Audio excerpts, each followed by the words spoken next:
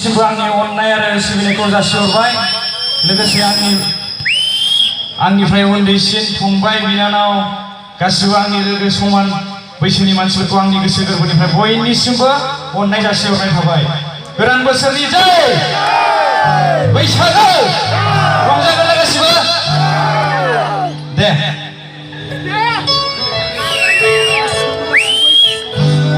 दाख्लैसो गोदान ओंखारनाय बैसागु बोथोरनि माइब्रा खोनाबाय दा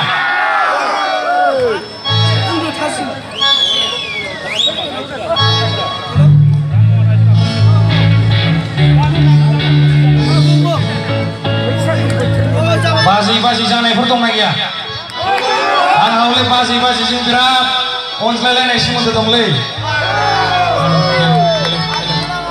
हेल' चेक हेल'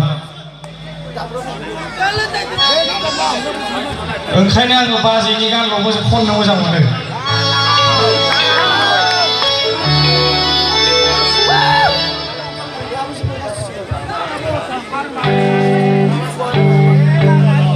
रंजागोन गासिबो